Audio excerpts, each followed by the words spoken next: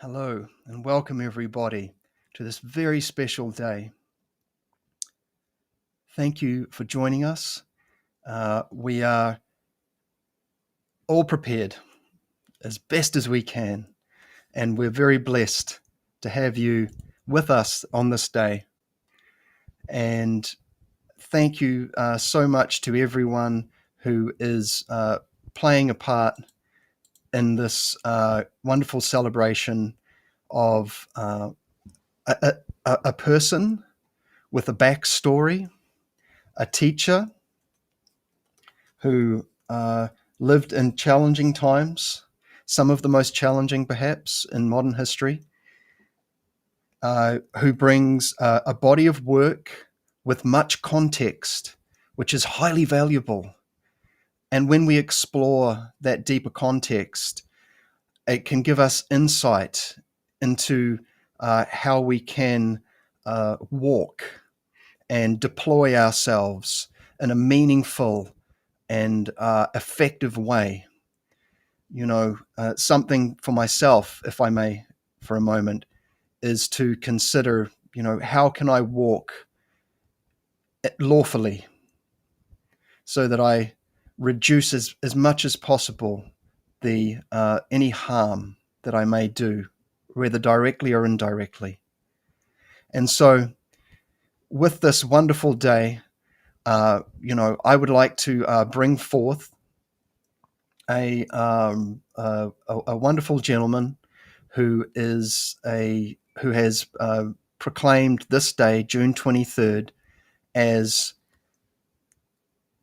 International Franz Bardon Day. And one more thing I should mention: we will have an intermission in about an hour, so that we can have a break. And please, one thing we will do is during the St. John's Evocation, we will invite you to, maybe you can't do it while we're doing it, but later you can. And that is to bring a pencil and a piece of paper and write a good wish for yourself or for others or for the world. And then there is a burning ritual that we will engage to basically send it into the Akasha. Okay, all right. So without further ado, I would like to bring forward Mr. Richard Tschudi, who is the man who has declared this day to be International Franz Bardon Day. And so I will bring forward Richard and his friend Sin. Hello, gentlemen. How are you? Welcome, welcome. Good evening. Good evening, everybody. I'm Richard Tschudi, and I did proclaim I'm a student of Franz Bardon. I never met him personally, but I feel his presence through his books. So a long time ago, it came to me that Franz Bardon should be honored at least once a year by as many people as possible. Therefore, I wrote a proclamation of International Franz Bardon Day. I'm repeating now what I repeated for the last one. This is a message to all the students of the Hermetic teacher Franz Bardon, who is well known worldwide through his three instructional books: Initiation into Hermetics, The Practice of Magical Evocation, and The Key to the True Kabbalah, as well as his autobiographical novel Frabato. All of you know Frabato, which is Franz Bardon, is a member of the Brotherhood of Light. Franz Bardon was given the task by that brotherhood to reveal the mysteries of the first three tarot cards to mankind. The Brotherhood of Light meets in the inner planes every year on June 23rd. This is symbolic because this is the time around the summer solstice when the sun reaches the highest point, at least in the northern hemisphere, and it is the longest day and the shortest night of the year. Let me quote Franz Bardon from his autobiographical novel Frabato. The 23rd of June is a special day of the year for people all over the world. It is then that the sun reaches its highest point, the longest day and shortest night of the year. To celebrate summer solstice, many Europeans and other people lit a great bonfire. The Brothers of Light, especially those of the lower degrees, carry out the so-called St. John's invocation on this particular night. During this rite, as many as 3 wishes may be sent into the invisible astral world. These wishes are then fulfilled during the coming year, as long as they do not violate the law of karma. The ritual of the St. John's Mystery is a strictly kept secret among the Brothers of Light. I have been a follower of Rabado, i.e. Franz Bardon, for many years, and I have come in contact with many people who have been helped by his teaching. Because of the high respect I have for Franz Bardon and his teachings, and because nobody has done it before me, I hereby declare June 23rd of every year from now on until the time shall be no more as International Franz Bardon Day. Let us on this day, in our own ways, remember Frabato, even if we only light a candle and devote a minute of silence to him. Or we could meet with some like-minded people and have a little memorial service. Eventually, with all your help out there, we could develop a ritual for the St. John's evocation. Because personally, I do not know the exact ritual of the Brothers of Light. Suggestions are welcome. Anybody knows If anybody knows anything about the St. John's evocation, please email me. Any information would be appreciated and will be shared with others if the person that gives it to me gives me the permission to do so. I welcome any feedback to the idea of International Franz Bardon Day. Sincerely, Richard Tschudi. I thank all my Hermetic and my Vajrayana master who try to guide me towards the light. LVX. This proclamation was written June 21, 2004. Common area. Thank you for listening. We shall now proceed with the St. John's Eve ritual.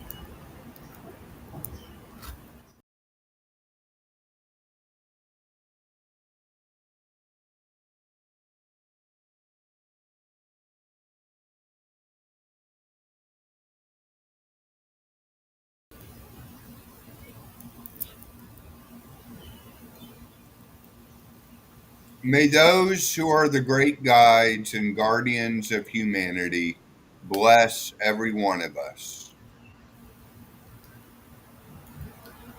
May they find in us a willing and pliable instrument for their sacred purposes. And may they grant us the help and the benediction with which we will be able to accomplish all the things that need to be accomplished.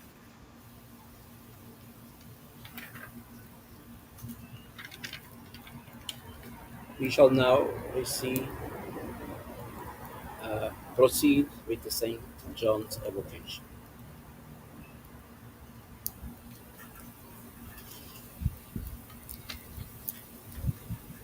Why are we assembled here this evening? To commemorate the yearly meeting of the Brotherhood of Light and its patron St. John. Why does the Brotherhood of Light have St. John as its patron? Because St. John dedicated his life to the task of opening the eyes of his contemporaries to the light which shineth into the darkness, and he remained faithful to his mission until death. Brother Orator, please read from John chapter 1, verse 6 to 8, please. There was a man sent from God whose name was John. The same came for a witness, to bear witness to the light, that all men through him might believe. He was not that light, but was sent to bear witness of that light.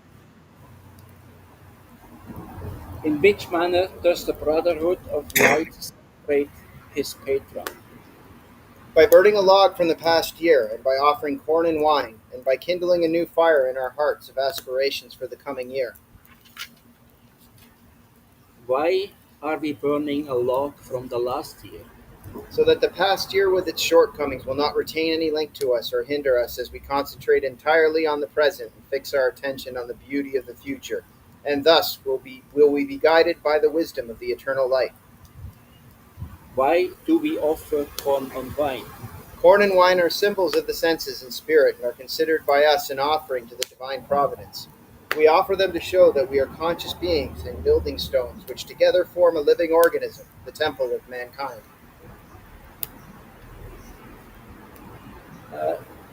Brothers, second and third celebrants, assist me in accomplishing this ceremony. Ask the brothers and sisters in your column to affix their signature to the scroll of paper which you will hand to them. Brothers and sisters, you may now add thoughts of the past which you wish to release into the purifying sacred fire. No one else will read these thoughts, for they will be consumed and transformed in the fire during the ceremony. You can just sign your name or use a symbol that has meaning known to you alone.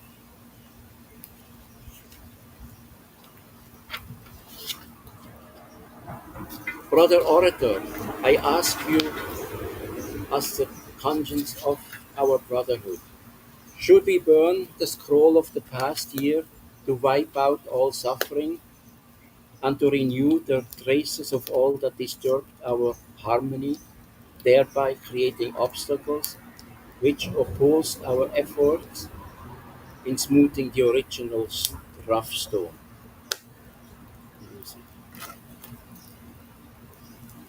Yes, the scroll of the past year must be burned, so that all that remains of our negative experience is a clearer vision of the days ahead. Thus, we can begin the new years with fresh courage, more intense devotion, and greater perseverance. The ceremony which we are attending is composed of different parts, which I now explain briefly. The fire of St. John is a symbol of the divine fire, that cosmic fire which is the source of all life. It is the creator, preserver, and destroyer. His fire is in all of us. It is the sun, it is in the sun, in the planets, in humankind, in plants, in animals, in minerals. This fire is a symbol of all that lives, and it has supplied for us these offerings of corn and wine. We now offer corn in recognition of the material goods which we have received during the past year. That has been done.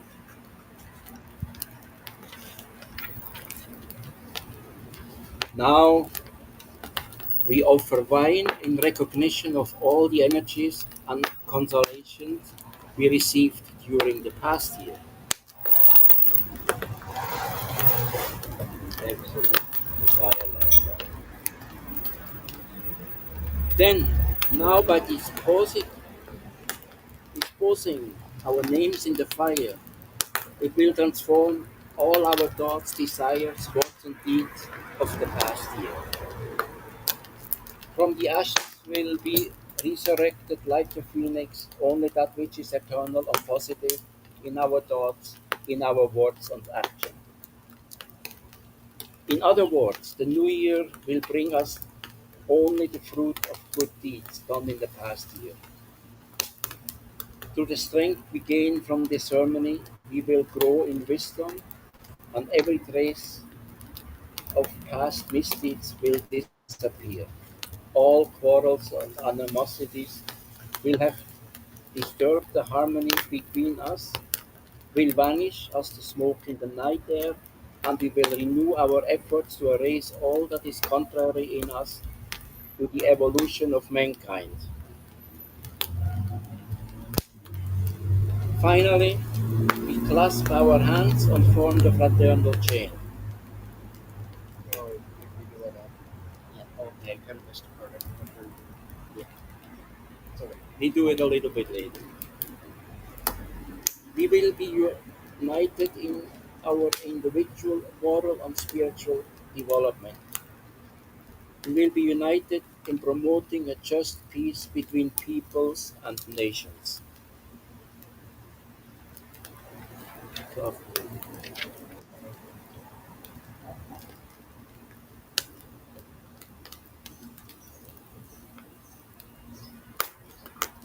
We light this flame symbolic as the light of the sun, of life eternal.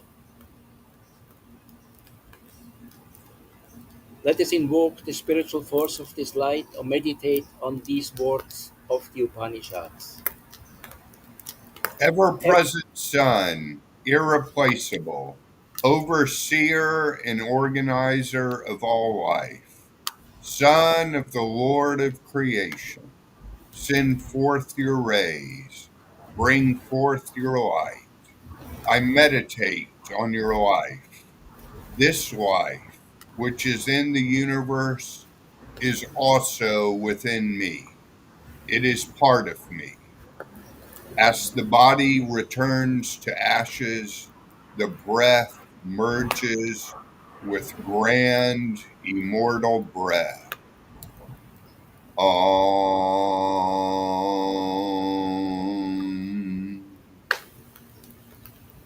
Immortal and divine spirit, which is both within and without. Divine spirit reminds us all of past good deeds. Divine fire leads us to immortality by the path of illumination. Divine spirit, which knows all the secrets of our life, uproot our most insidious faults hidden by our ignorance. Sun, immortal spirit, eternal light, we salute you. We salute you.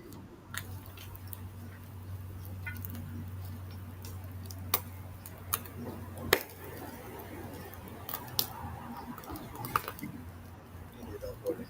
Yeah, Say aye. yeah, okay. Yeah,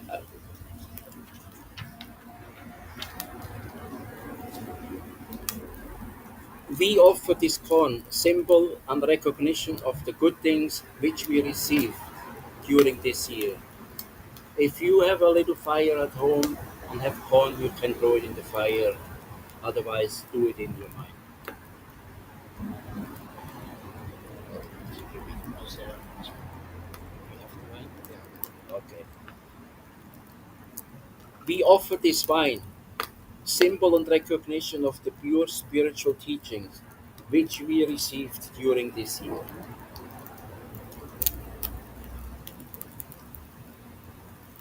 Now you take out your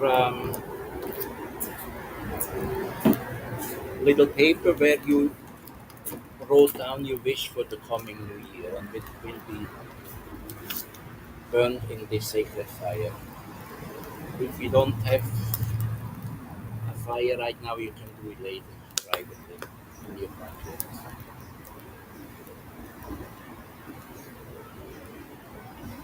Divine Providence. On these scrolls are inscribed with our names, our words, thoughts, and deeds of the past year. Help us in our efforts to eliminate all which is contrary to our evolution.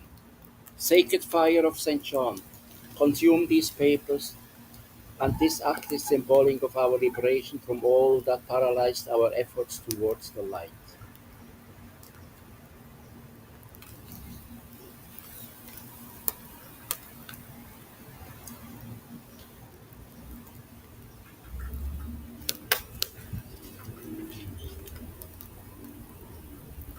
Now we meditate a couple minutes or so, 2-3 minutes, before we will closing this sermon this for this year, at least the fourth part. Let's say we meditate 3 minutes, quiet our mind.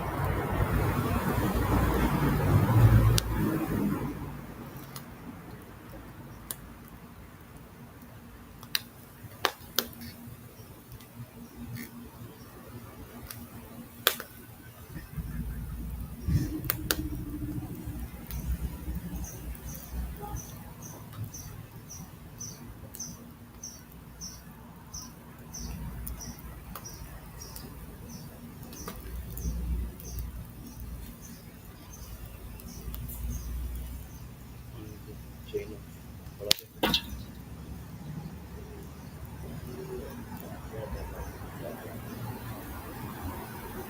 Brothers and sisters, let us again form the fraternal chain, united by the symbol of union of the brotherhood of light. We realize that the chain only exists by the grace of each link, of which it is formed, dissolved and reformed annually on such an auspicious occasion. Let us be strengthened in our resolve to tread the path towards the light together. The unity of our chain represents the union of all those chains which have formed annually throughout the years. Therefore, let us recall both Holy St. John and Frabbato the magician. Tonight we are linked to them as they are linked to us in one indivisible chain of brothers and sisters. By our efforts, the days ahead, in the days ahead, this fraternal chain will radiate luster and in the future, and the works of our heart manifests our individual radiance, which reflects the great light. Let us join in the promise to be faithful to the bonds which unite us this evening, to respect each other and to act as beacons on the path of all who seek the light on this and every future eve of St. John's Day in the summer. Let's hold energy.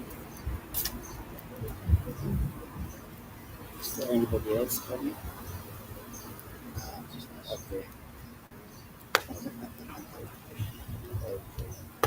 We represent the chain of brotherhood all around the world.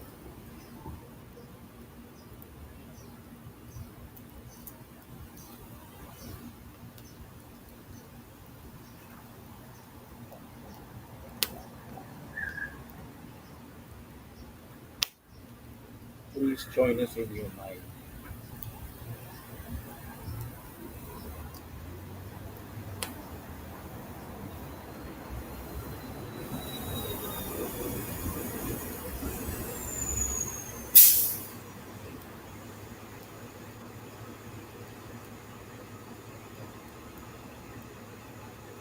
This concludes the St.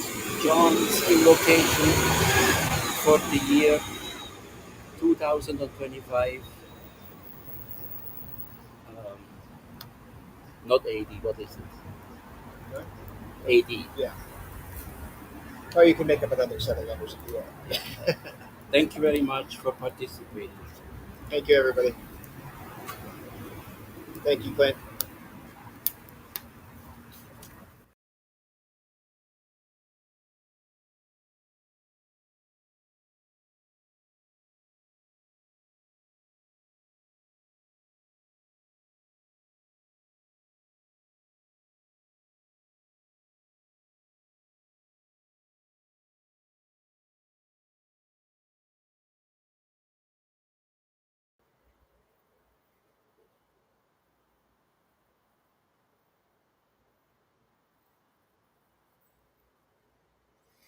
So I'm honored to be here this year. And thanks to Phil and Richard and Sin and all the Franz Bardon community for having me here on this special day. I'd like to bless each and every one of us. In the name of Franz Bardon, in the name of St. John, the bearer of the light, I'd like to wish for everyone in the coming year to be blessed, to take healing as you most need it, rest as you most need it, uplifting as you most need it. In whatever problems lurk in you, I pray that they continue forth no longer, that they are resolved going forward in the new year, all for the service of humankind, as the key to all work in the Bardon steps is to do it for the service of humankind in its best interest. I am Clint Sabom, and it's an honor to be here today. I commemorate this day, and I bless you all. Take care.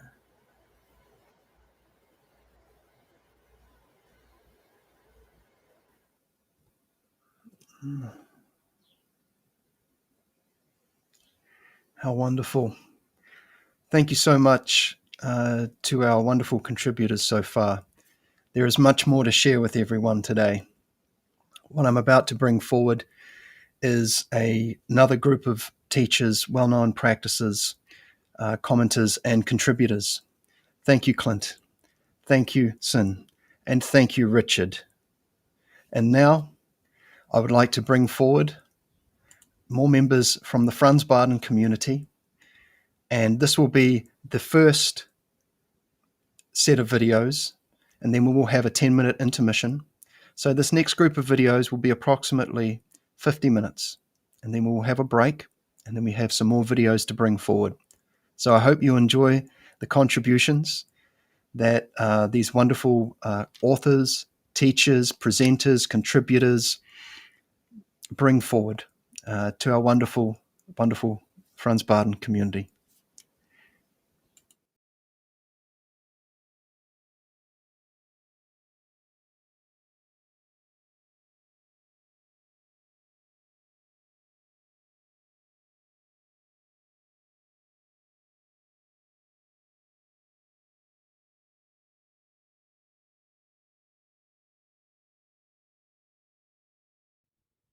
Hello everyone, and happy Franz Bardon Day. In the last event, I focused on the fire element due to its importance in this day, the day of St. John. I will this time focus on the sun, another important aspect, and very suitable for this date.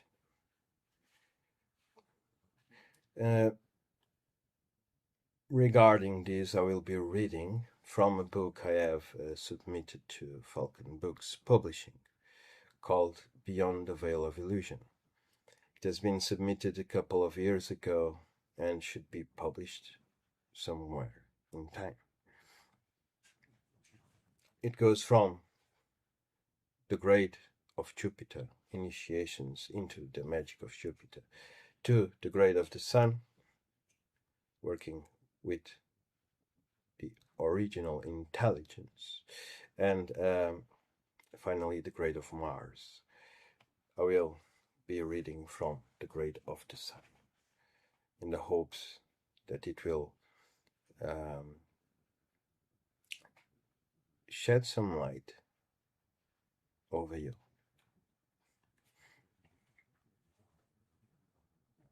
A feeling is known to be an emotional state or reaction. When we overcome our automatisms, we stop reacting and begin to act. This is well known, especially to an adept of the Franz Bardon tradition. But if we take step 8 of initiation into hermetics seriously and the great moment of now, we will consider these words. Since the Akasha principle ignores time and space, acting permanently in the present time, for the concept of time depends on our senses, the magician is advised to adapt himself as much as possible to Akasha. He must acknowledge the great moment of now as representative, thinking and acting according to it. Akasha is the cosmic heart, and there is no other way to put it, except maybe highlighting that these heart's feelings are not states. They are not conditioned by time and space. Rather, the heart that has a cosmic quality fills with being, that is, with the nature or essence of existence, which we call the water of the sun. Any living being that can operate of its own volition is considered a creature. From the deepest animistic point of view, this word is quite literal, for all things created are a creature. They have the quality of having been created, and their very existence is an act that perpetuates it. It includes human beings, animals, vegetables, minerals, and the so-called spiritual entities, for even if they stand eternal, they were still created in eternity. The part of the creature that is cosmic, the very sun-like matrix of its individuality, must be seen as if the cosmos is an empty abyss that is illumined by the creature and populated by the light propagated by the existence of the very creature. In this sense, all creatures hold essentially the same essence and the same rank, and all creatures are the creator, for the light of cognition gives life to the cognized objects. As adepts of the sun, we should strive not only to consciously perceive in this way, but to have the perception that all things perceived hold that same creative power. Since all things we can perceive are included in our awareness, our creative power is maximized and multiplied in that very whole that is greater than the sum of its parts. It is the interiorization of this collective that allows us to become the true matrix of individuality. Now, generally, we evoke by giving a vehicle for the incorporeal to manifest to the corporeal senses. Evocation is also a creative imagination, for since all things truly spiritual stand in the great moment of now, in the Akasha, they were created at this moment and exist at this moment alone, all else being a recreation through the vehicle of the magician's imagination, so that this eternal moment can faithfully be relived at some point of space and time. Evocation, according to the sphere of the sun, however, means something else, and for us to understand it as we stand below the sun, we have yet to deconstruct our sense of what evocation might mean. We have touched on the great moment of now. When the great moment of now is lived, reference to past and future withdraw, and time loses reference.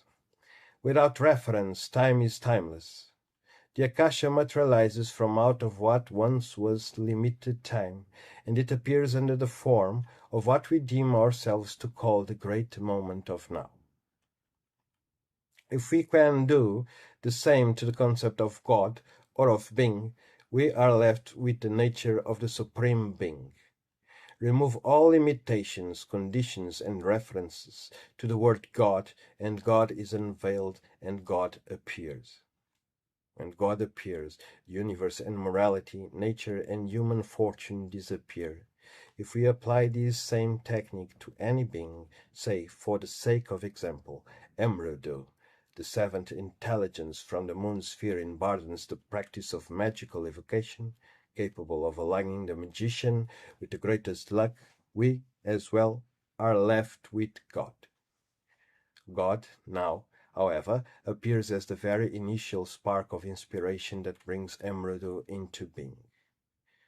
We have studied and practiced with the nature of what we call initial spark under the guise of cosmic creation, the trance of original fire, the very solar flame of creativity in its very unshackled root. In other words, you can study the being you wish to be evoking and or invoking, obtaining an intuitive, emotional, and intellectual understanding of the force in question. You then, holding all these ideas together, gaze at the seal and fix your eyes on it, not blinking. You strip away every concept and finally, even the senses seem to turn off, so that you are looking at the seal, but it seems to disappear into a sort of invisible white light. At this moment, God manifests as the being. It might happen immediately, or it might not happen in the first minutes, which is why the object is to persist.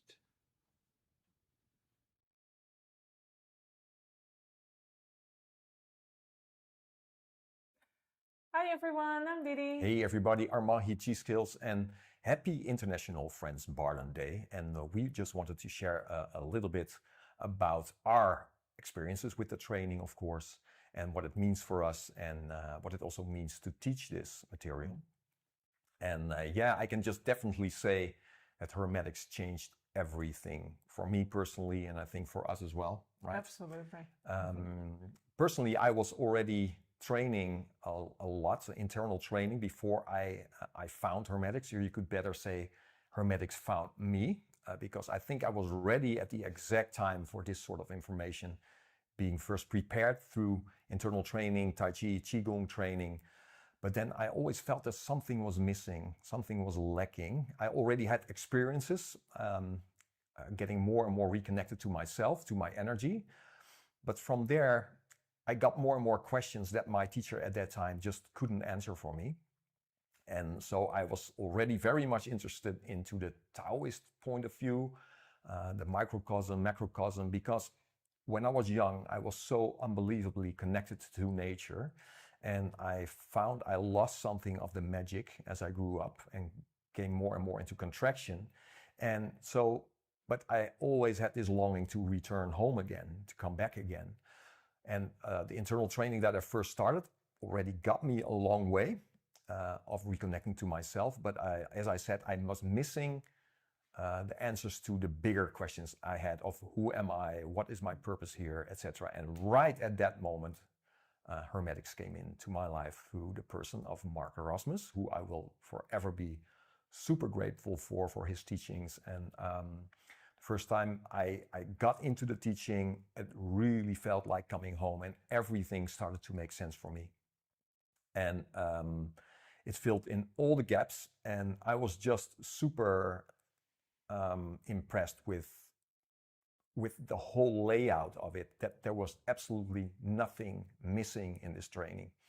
Yeah, so, and from there, well, I brought this material home, of course, and we started to imply it into our lives, and started living the practice. Yeah. And from there, we started also teaching this practice. Yeah. No, I think for me, it was something that came through you. Yeah. So you studied it with Mark Rasmus, came home, and you were so, it became such part of our lives, really, of everything we do. Yeah. And yeah, so I just adopted it completely. Yeah, absolutely. We're living the practice. It's a living art. Yeah, it's insane. I mean, it almost makes me emotional just thinking about how lucky I am in this lifetime to be able to stumble upon this information when I look around. And especially in times like these, when you see people struggle and struggle, it doesn't really surprise me that this community is growing as rapidly as it does now, which makes me so unbelievably happy.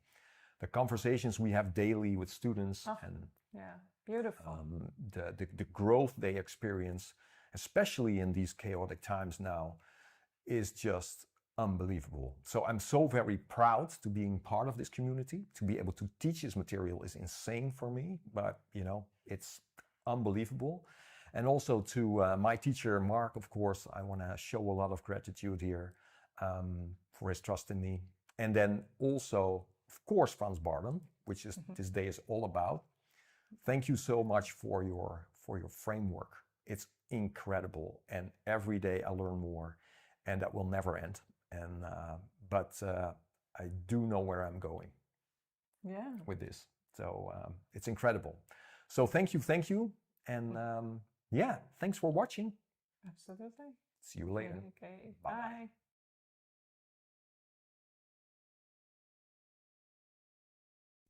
Hello, and welcome to Franz Bardon Day.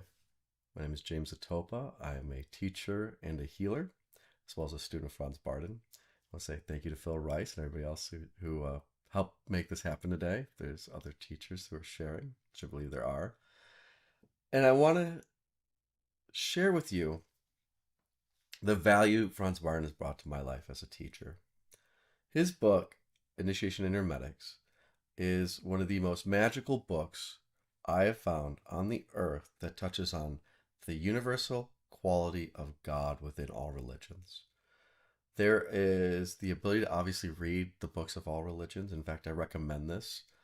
Part of my training as a teacher and as a student has been to read a book of every religion. I'm currently focusing on the Zahar.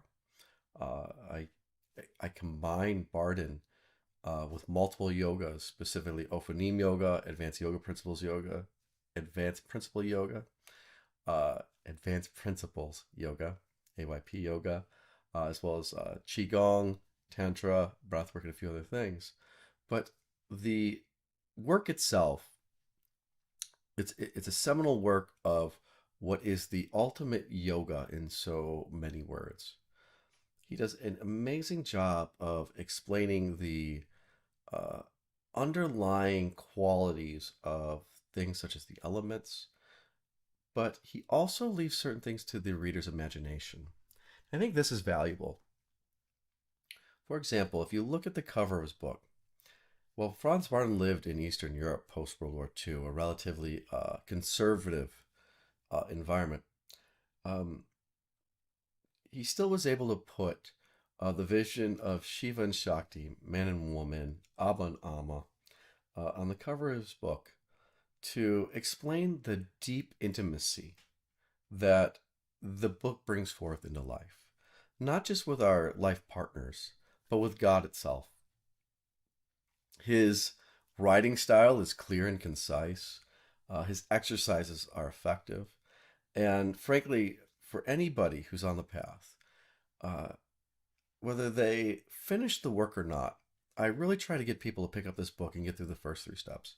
In fact, tomorrow, I am being hosted in a men's circle, which when you watch this will be the day before, on the 22nd, where I'll be using Franz Bardon's elemental pore breathing in conjunction with Wim Hof's breathing technique to lead the men's circle to really ground and enhance their lives by aligning with the elements of their lives as well as the elements of the world to bring balance inside and out within their experience of existence.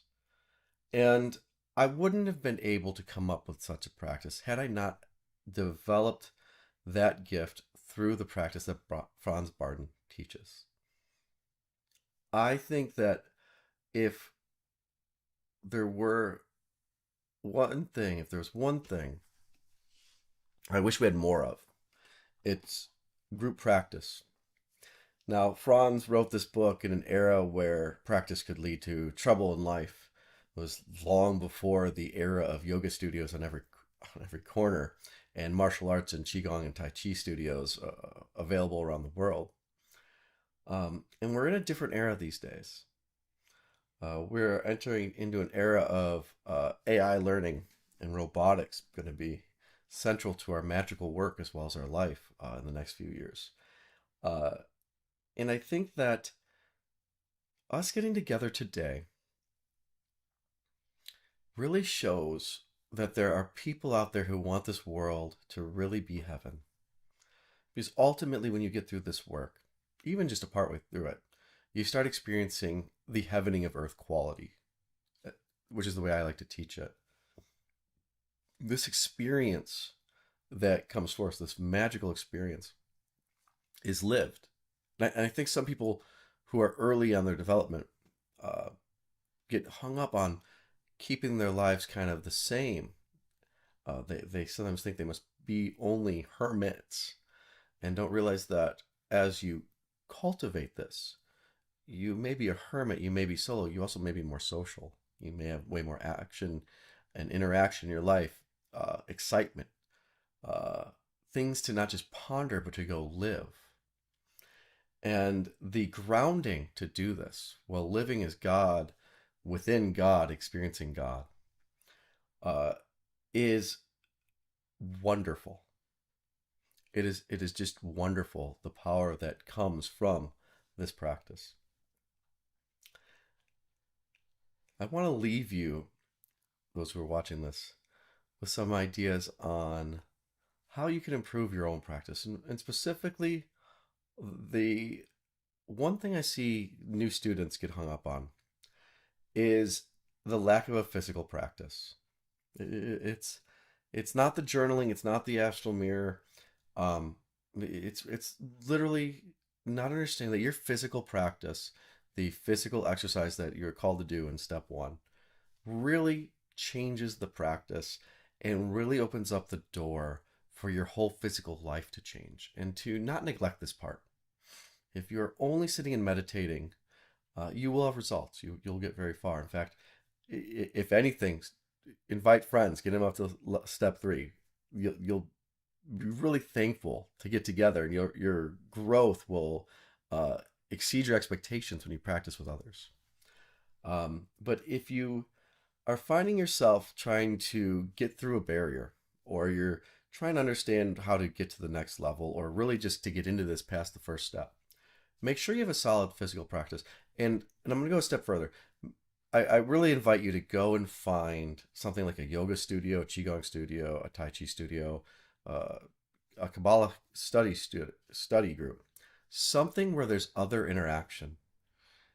And realize that your interaction is going to strengthen and grow your development. And there's going to be a part of your practice which is lived solo. And then there's going to be a part of your life that is going to be lived with others, as well as a part of your practice that is experienced with others. The magic little key is that some of what we unlock must be received or transmitted through person-to-person experience. And this is a stumbling block for those who practice only in their basement or in their studio or in their temple. Franz Bardon himself lived in an era post-World War II, Eastern Europe, Czechoslovakia. Half my lineage is from there. And it was a specific period of time when he wrote this. It wasn't safe to speak and teach everything. We live in a different era. We have yoga studios. We have different places we can go practice. Take advantage of those things. And while you're there, don't be afraid to go and share this work. And then at the same time, remember that the practice of silence isn't necessarily about convincing somebody to do anything or telling them everything that's going on in your magical work. It's about being silent with what you experience and going, I'm not going to stop shining the light through my whole being. And with that, I hope you all have a blessed Franz Bardon Day. I look forward to hopefully connecting with you in person one day. I want to say thank you all, and God bless you. I love you. You're beautiful. You're perfect. You're flawed, but it's your flaws that make you beautiful. So love yourself. Because when you love yourself, you don't just love yourself. You love yourself and you love me. And when you look at somebody, love them. Especially Franz Bardon. Even if you pull out the picture, just love him. Because when you love him, you don't just love him. You love him, you love yourself, and you love me. God bless.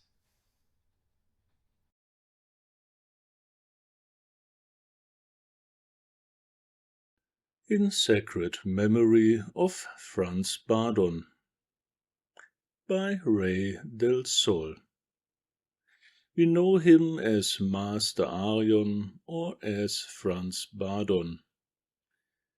But in the spiritual realms he is known as Mahatma, as a true beacon of eternal light, and as a great servant of divine providence. He revealed the sacred laws and steps of spiritual evolution, a universal path of true initiation, free of human illusions, anchored in scientific, logical approach. As a humble student and teacher of his work, I bow in deepest gratitude. And I want to share a short story. Once I visited him in a sphere of light. I came to offer my reverence, to kneel before the parfait, the perfect one, to touch his feet in total humbleness, and to show my deepest gratitude. The Master appeared in his full divine beauty and majesty, radiant, serene, filled with infinite wisdom, divine love and kindness. With a gesture of grace he helped me release an old trauma from a distant past life. And then he blessed me. In divine light and love we remain connected beyond time, beyond space. His legacy lives within us as truth, as power, as light. Thank you, Franz Bardon, Master, Initiate, and Great Soul. Your light is eternal.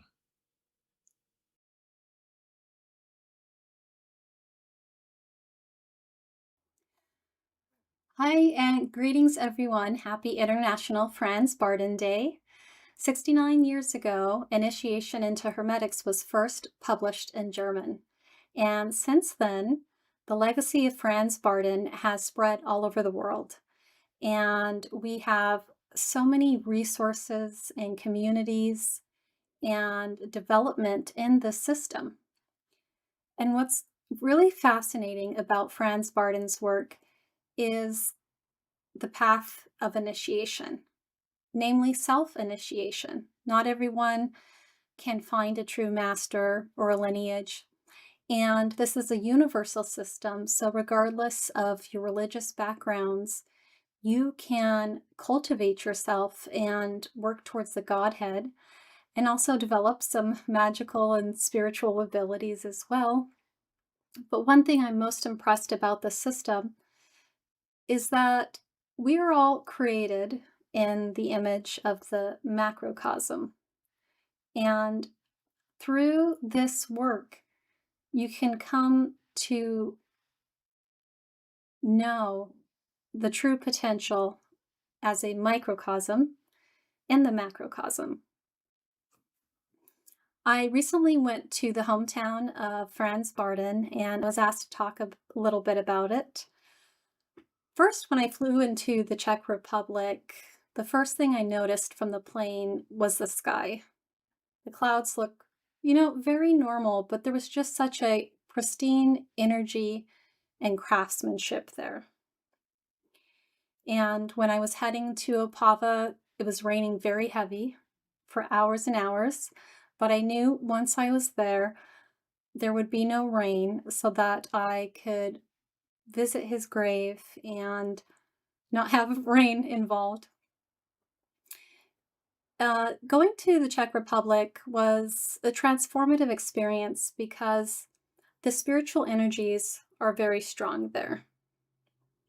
I met a couple practitioners, and it's very apparent that hermetics and alchemy is alive and thriving in the Czech Republic. It's a place with a very unique spiritual egregore and container, which is truly beautiful and transformative. And here you see in the photo Franz Bardon's tombstone next to his wife Marie. And with Franz Bardon, there's a lot of struggle people have with the system. It's very difficult, requires discipline, repetition, trial and error. And one of the beauties of the modern age is that there are so many resources and communities available, but also some very advanced Bardonists who teach and who provide seekers with different perspectives or techniques or ways to consider things and how to approach the practice. And Franz Bardon's system, it said it can take a lifetime or several lifetimes. But the beautiful thing is just deciding to first step on the path, to ask yourself, why am I interested in this system?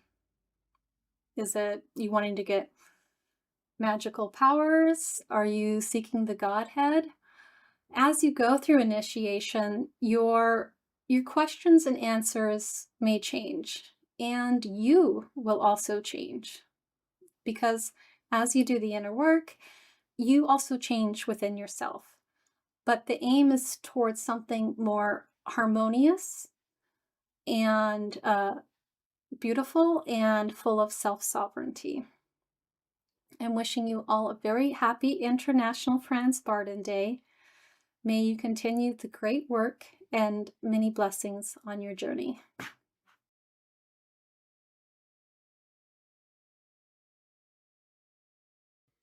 Hello, dear Franz Bardon community, and welcome to the International Franz Bardon Day.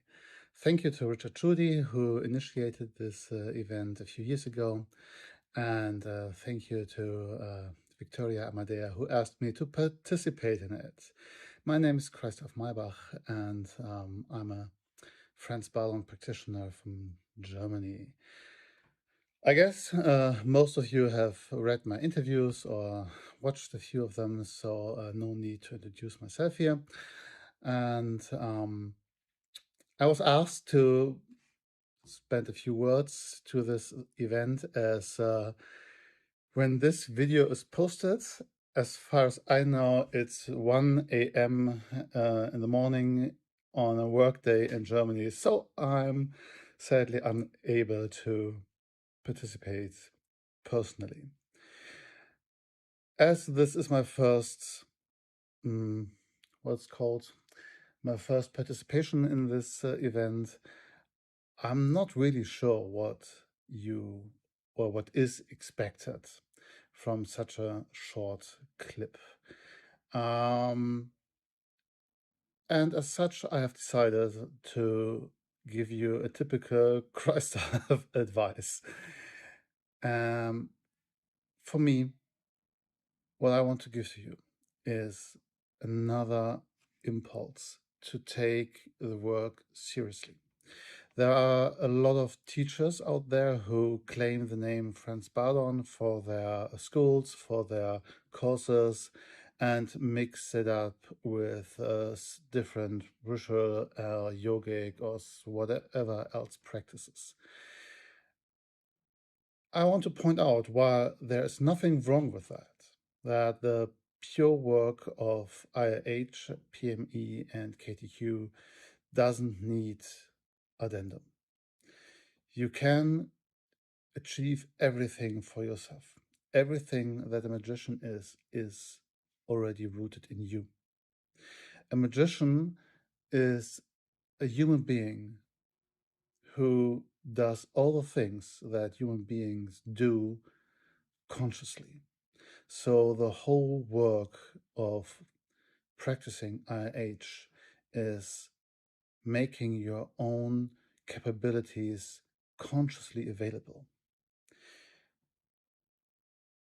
So be aware that while there's nothing wrong in experimenting and working with different practices and the wisdom of the ages, that all you need is already rooted in you. And what I really like about Franz Bardon's work and what makes it special, apart from him as a person, is that this is a course designed for everybody. No matter if you're rich or poor, no matter if your community is conservative or maybe even antagonized against magic, you can do this course. It's absolutely practicable only sitting in a chair.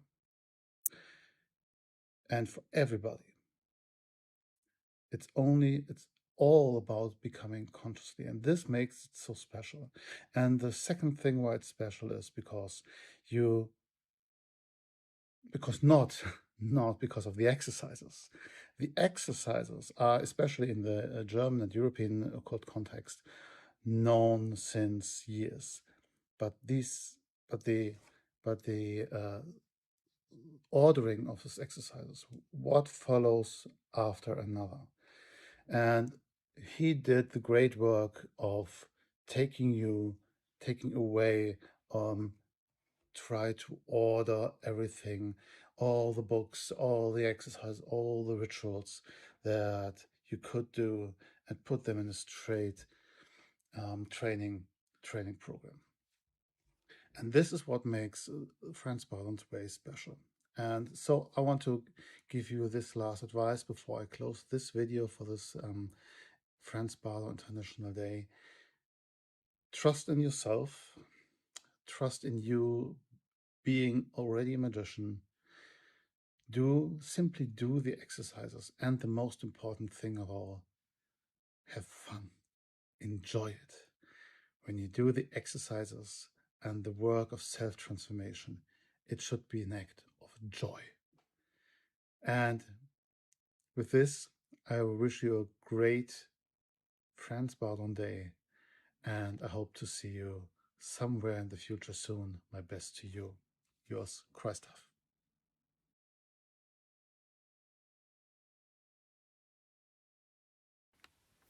Hello, this is Manuela and Michael from M&M Hermetic Mastery. Happy Franz Bardon Day, everybody.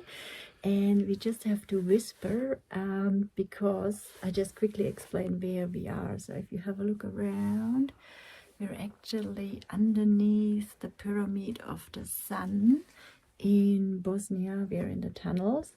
And if you look at Bosnia Pyramid of the Sun, you won't find much on Wikipedia, but it's actually the oldest pyramid in the world. It's 33,000 years old. It's 368 meters high, so 3 times the size of the Giza pyramid, and it's an active pyramid, so it has an active energy beam in the form of a double helix going out the top into the sun, following the sun, and the whole pyramid complex with, Pyramid of the Moon, Dragon, is aligned to the Palladian star system. And we are actually here in the tunnels underneath the pyramid.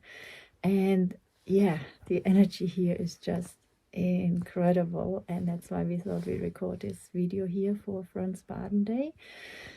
With this amazing energy, anybody that wants to work on their psychic skills, or got a bit off the beaten track, so to say, or off the track with Franz Bardon, because Franz Bardon obviously can be a bit challenging sometimes to follow.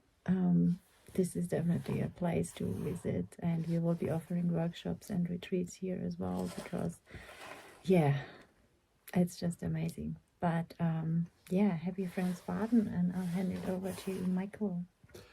Thank you very much, Manuela. Welcome to these ironically inspiring tunnels. It's quite powerful because it's a megalithic site, and I'm sure many of you have worked with the earth element, which is awesome for your foundation. So on Franz Bardon Day, I'd like to welcome you to this particular recording, and what we're trying to establish is it's actually 40-year anniversary when I started this work in '85, and obviously the first month getting into all the basics and things when I was working with the School of Inner Knowledge and under the tutelage of Mr. William Cook Edwards and his partner Theodora. Anyway, by '86 we were doing the Franz Bardon work, and that was obviously some of the most powerful energy I worked with. We weren't following the Kabbalah literally in the ABCD process, although A was one of the first sounds I learned. D was a sound that when I worked with the Kabbalah, when I brought in the D dark blue, it was phenomenal, absolutely incredible. I was this young 22-year-old boy, I was only about 21, and never felt anything like that. We're really disciplined in the meditations with our breathing and working with the mental, the mental body and the soul, the astral body. And with that really blew my mind, or blew my shacks, as it were. We'd worked a lot with this. Anyway, if we go through the books, I'm sure you're all very much familiar with Initiation Hermetics and Evocation, as well as the true Kabbalah, but also this Franz Bardon. If you want to get to the man, to know the man, Franz Bardon, the magician, is quite ironic as well, because you'll get to feel what was really like at the time when he was growing up. And his son Lumiere had some good things to say about it. But with your practice, getting back to what he brought forward with me is elements. Working with the elements is the prime requisite. You must get very, very good, strong elements in your body to work. Later, magic, so you understand these aspects. Also, when we're developing the energy and working with the beings in Evocation, where they sit within the zone girdling the earth, or their planetary energies and their alignment to particular star systems is very important. Obviously the signatures of the beings that Bardon goes into detail, and particular color. So the 5 most important things in creation and evolution are color, sound, number, shape, and vibration. Every single living thing relates to this. And also with Bardon's work, there's the electric and the magnetic, or the masculine and the feminine, and obviously it relates to the pillars of life, and also deeper systems you can work with. The beauty about Bardon's work, and I encourage you to do this, is to go deeper, not just into his work, but it takes you, those beings teach you things, rather than just reading it out of the book, actually finding all the metaphysics and the science behind this, working deeper into toroidal fields, cymatics, acoustic levitation, all these things, rather than just sort of sitting there and just, doing the meditations. Go out there and find what's really going on this planet. Look into the depth of the real history, not the fake history that's been put on you. Have a feel, have a look at the way these temples and some of these massive places are laid out. And this is what the deeper systems that he does teach, and has given us through many of the powerful beings of evocational magic and the planetary spirits, what they show you, the true nature of the serpent, and the deeper aspects within what to prepare yourself for evocation. He'll show you how to build and bless wands and amulets and talismans, and also the types of magical swords and weaponry you might need, plus different aspects of armory and that of your body when you're actually shaping your body within the realms of deeper meditations. Bardon's work led me into deeper work with higher vibrational meditations. If you want to keep going to the point that you get into the macabre meditations, and obviously caduceus and all of this areas where you actually become alive, your spirit goes alive and awakens deep in your body. You awaken, you find new energy centers of power, such as your shoulders, soles of your feet. I mean, the beauty of Bardon's work, it's continuous, and obviously if you've had that connection in previous cycles and previous studies and previous incarnations, or even other studies that you've worked with, whether it be philosophies or of a religious base, or even of a martial arts base, Bardon's work will take you deeper into all of this. So happy Franz Bardon Day. And without further ado, thank you very much. We're going to work deeper with the earth beings and the elemental spirits. And this has been a phenomenal journey. And I encourage you to keep working with Bardon's work. Go deep, read up what he says at the beginning of each of his books. Thank you. And yeah, I just wanted to add as well, sort of, if you feel a bit discouraged, or if you feel like you're stuck on your path, I feel like it's normal, before you make the next step or you level up, you always sort of like have almost like a time of reflection, or you're sort of like discouraged, and where you question, do I really want to do this? You're sort of like hitting a ceiling. And it also can feel like, like your friends or people that are like-minded people, they might not support you, or they'll be there for you. And I just wanted to say that that happens with everybody. It's just, there's true spirituality, and then there's like the mainstream spirituality. There's different teachers there, and yeah, don't be encouraged. Take a break, go to powerful energetic points, take a workshop, and you'll find literally what works for you. You will meet people and set your intention, and yeah. Exactly. Follow your heart. That's the big powerful thing. You can stay with the books and the theories and all the traditions, and they have a lot of power and knowledge in there, but you must follow your pathway. That's your truth. Bardon teaches a lot of this in all of his different works, so I encourage you to keep working and keep exploring. Happy Franz Bardon Day. Happy Franz Bardon Day.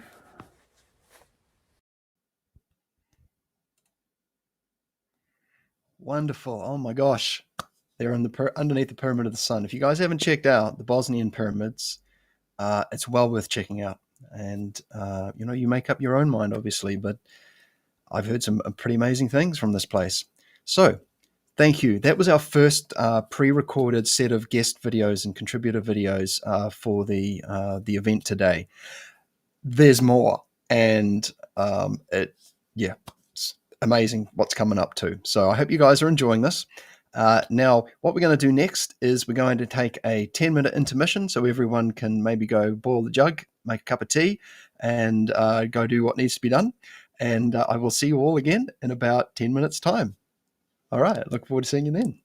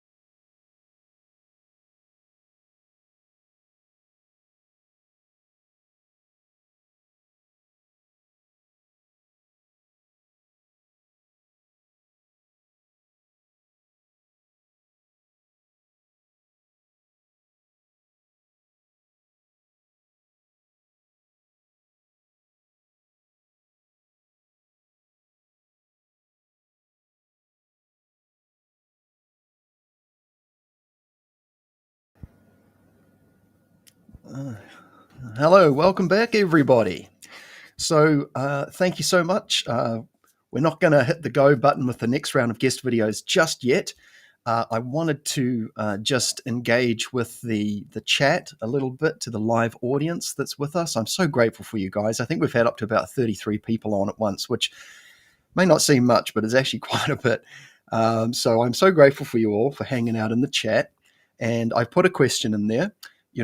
How has, or sorry, probably more appropriately or correctly, how have the teachings of Franz Bardon, influenced, affected, improved your life in any way? And so please, by all means, jump in on the commentary there and share some of your experiences if you would like. You don't have to share the details. If anything, you can share a general overview, because I tell you what, there's probably a lot of people who are curious about what we're talking about, or they're early on the path, or there's new people. The community is growing. If you're on Facebook and you're a member of the various Franz Bardon related groups, you will notice that every so often there's a welcome message that comes out, which lists out new members that have joined. And that's coming out fairly regularly now. And those lists are getting quite long. And so our little community is really starting to get some size to it. And so, by you sharing your, successes and challenges and how you overcame them, this is how we all grow as a community, and how we can, move forward and, develop ourselves. Hey, look, we all know this is really fun and meaningful, practice, and finding ways to remind our friends, our brothers and sisters on the path, because it's challenging, and life is challenging, and we live in challenging times. When haven't we really? So if you've got something you'd love to share that may be of benefit to others, please put it into the live chat, and let's get a discussion going here. And so I'm just going to put up some a few messages here. Where are we? Okay, so I put the question in, and here we go. So I put the question up. Where is it? Here we go. How have the teachings of Franz Bardon affected your life? And Jive Cat the Magnificent has said, I've been on and off the system for a long time, first coming across it around 2007, meeting with Sifu Rasmus last year was very eye-opening. I've got to say, I found Franz Bardon myself personally through Sifu Mark Rasmus, and a very satisfying, a great modern translator. Just keep watching. That name might come up again. What else? Mike Calandro made me a better person. Isn't that wonderful? So succinct and just wonderful. When we do these practices, we're improving ourselves. We really are. We're learning about the mechanics of the self, the aspects of the self, the layers. We're learning how to separate the layers and learn how to focus and understand the details, and how we can also affect change in a meaningful way. And this is, that's quite bright, isn't it? And these are such great practices, because for those of us who maybe we've lost our roots, our ancestral roots, our traditions, we can start building our new traditions with our families. Bringing back the meaningful rituals for food, for family time, for engaging in study or recreational pursuits, for refining how we walk in the world.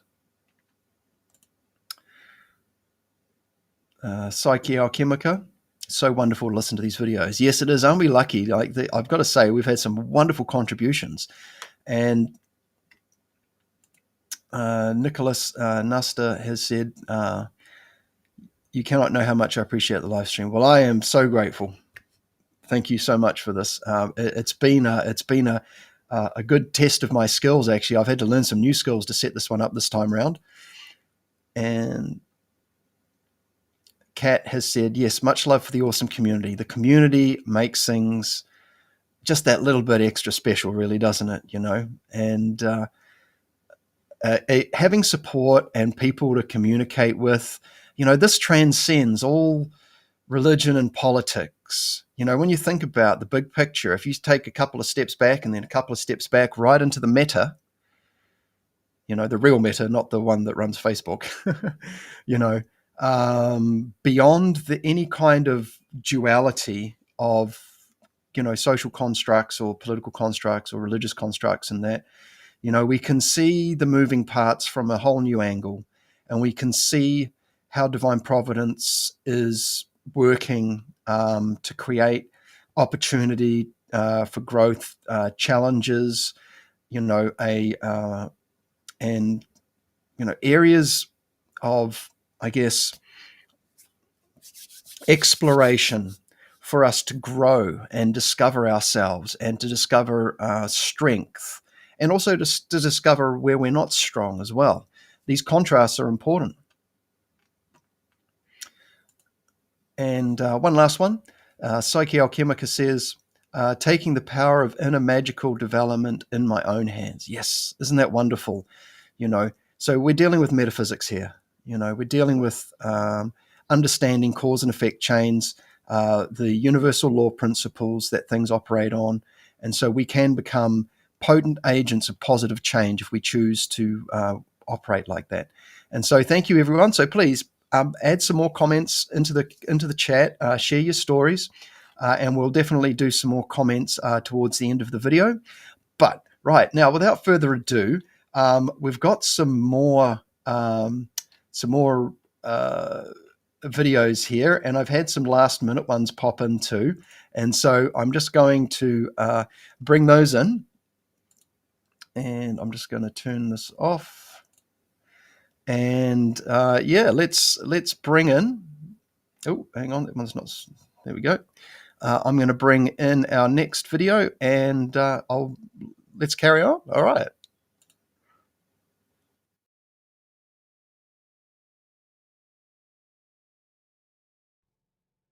Happy Franz Bardon Day, all you Bardonist Kabbalers.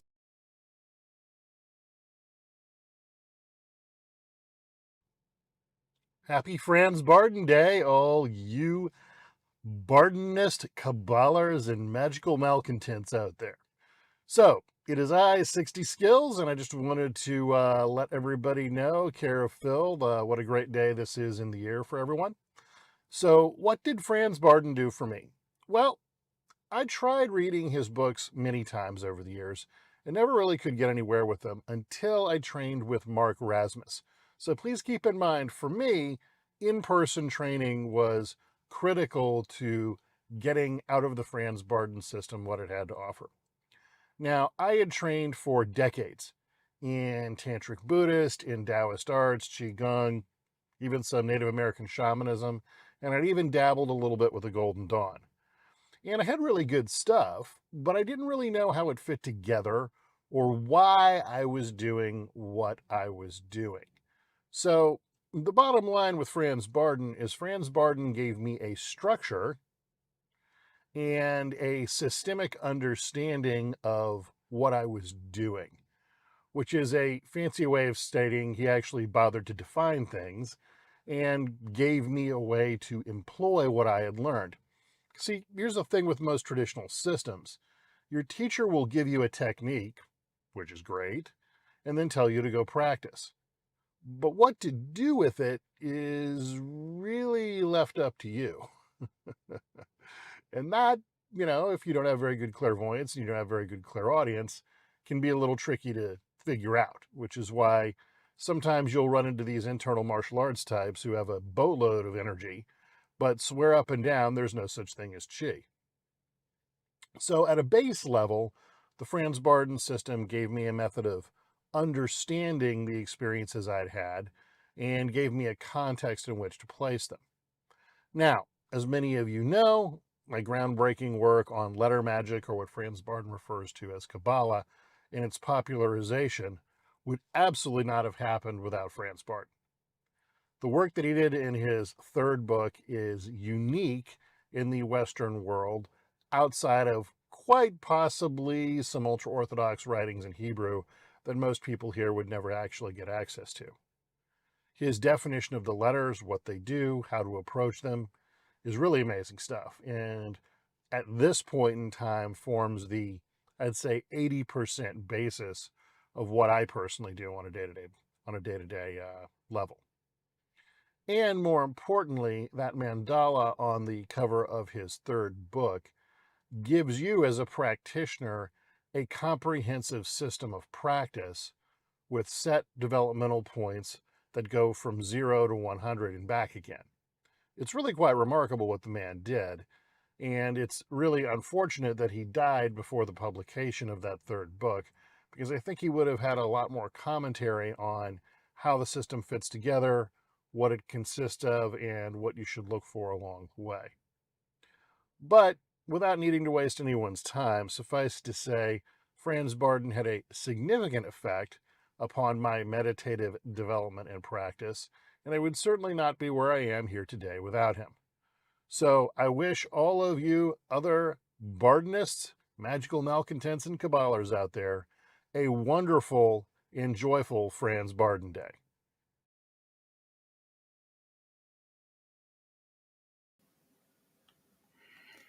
Always great to hear from Bob. And I'm just going to bring in someone who has just shown up. And we've got a last-minute guest here. Now, I'm not sure the video will be available, but I'm going to bring in Mr. Nathan Shredney. And so, Nathan, we'll just bring you in. Hello, Nathan. Can you hear us?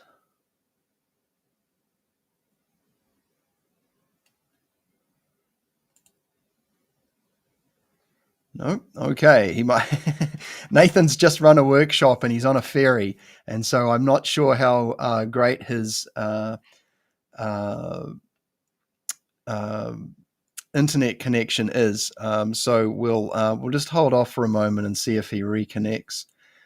So anyway, let's just have another quick look in the chat here, because we've got some more. And here's a nice comment.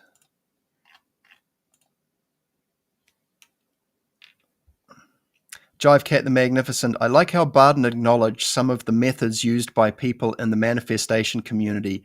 He knew the power of auto-suggestion and belief.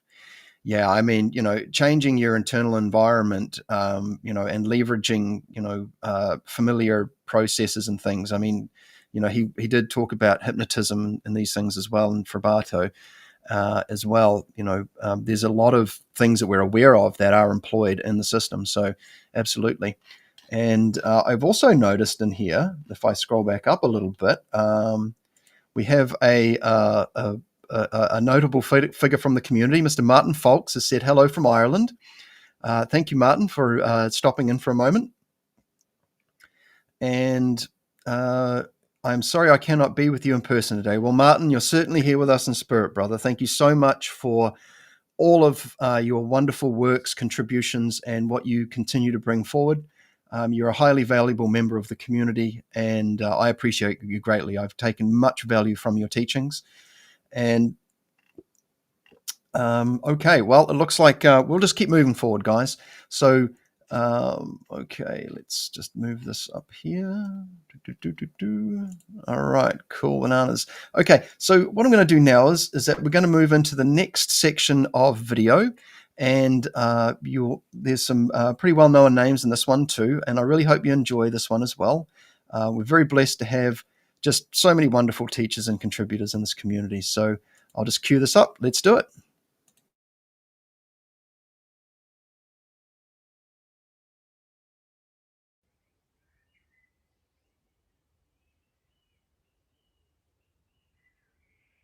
Hey there. My name is Martin Faulks, and I've been kindly invited to make this video to help celebrate Franz Bardon Day. Now, the summer solstice is, of course, a sacred day for the higher adepts, known as the Brothers of Light. It's on this day when they gather together and are able to ask for the predominant wish of their heart.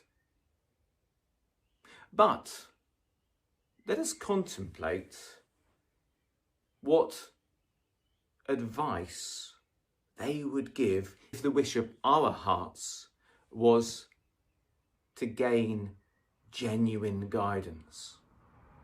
If the highest of practitioners were to look at us, the Bardon community, and tell us what adjustment, what insight, what technique or understanding would give us the greatest progress if we were to make it the theme of our training for the next year.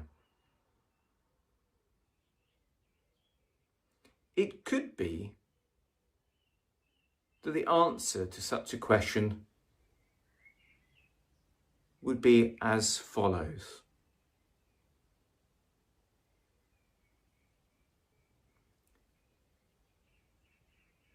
There is a spark, a flame, a sense which is missing or harder to find amongst practitioners of this path than it used to be. Joy. Joy in the practice.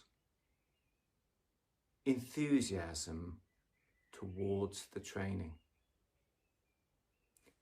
The way you approach something, how you view it, makes a very big difference.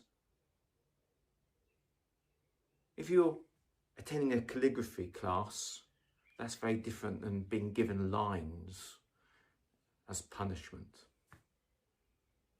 People respond very differently to training in a gym than being asked to move a pile of bricks. How you view this training is important. And I'd like to tell you this. This is the greatest joy.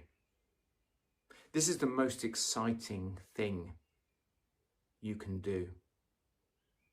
I'd like you to close your eyes for a few moments, and I'd like you to imagine the community around Franz Bardon. I'd like you to imagine how he and how his spiritual allies viewed this practice. In their spare time, they were itching to get to this. There's nothing more exciting in the entire world. Why would anyone watch television or involve themselves in gossip or mundane things when they could be exploring higher realms or having a physical effect on the world around them with subtle forces? Imagine how when one of them got a special new book, they'd all copy it out and distribute it around, and everyone would be talking about that new text. Just think how they'd look forward to seeing each other and trying things. Imagine this sense of joy. Just think how Franz Bardon describes this as the very enjoyable task. Picture hours spent fine-tuning fluid condensers and making equipment and diagrams up on the wall and notes being taken. Imagine hours out in the field looking for different herbs and trying to tune in to which ones are just right. Just think of this sense of adventure, of celebration. Now bring your mind back to here. Just think about how for so many years people were confused by what path of instruction to undertake. There are so many different books with just bits in them, with just hints, and often with elements that just weren't healthy.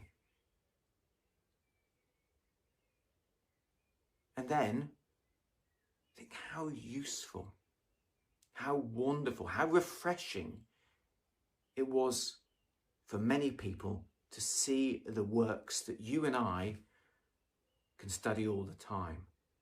A universal path, a path that can be adapted to your own spirituality, to your own mentality, to your own particular approach. Feel the joy in that. I'm here to remind you today that this path is about seeking to go to higher places. It's not about purgatory, it's about going to heaven. And this practice is a daily joy where you get to be you. Franz Bardon uses the title of magus or magician. Well, that's very appropriate because you are magic. This is what you do naturally. This is when you go home and be yourself. This is something to be celebrated, to be looked forward to.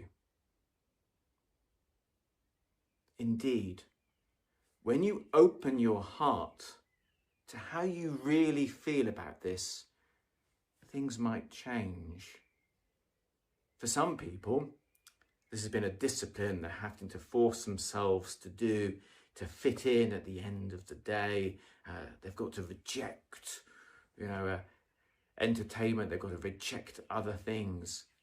Well, actually, the truth is the opposite. If you return to your genuine self, you're going to have a problem fitting other things in, because when you've got spare time and it's just you, immediately that's what you enjoy doing. You'll be reading, you'll be comparing techniques, you'll be experimenting with whatever the specific path you're undertaking at the moment is like. You'll be focusing on that step, rereading, making notes, enjoying those exercises, trying them in different environments, enjoying the inner exploration that it brings around and the outer results that you can observe. Bring the spark of joy back, because it will open facilities and abilities that you don't have without it. Have you ever noticed there's a joy of union when things come together? The joy of friendship, the joy of love, the joy or ecstasy of meditation when there's a oneness. This joy is showing you success. And in your exercises, this joy will allow you to have success, because it's time for you to commune with the forces that you are learning to control.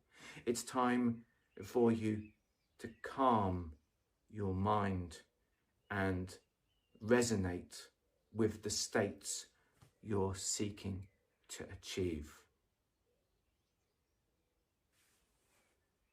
My name is Martin Faulks, and I hope that this video has been an inspiration and a spark of joy for everyone, inspired by and following the path laid out by Franz Bardon.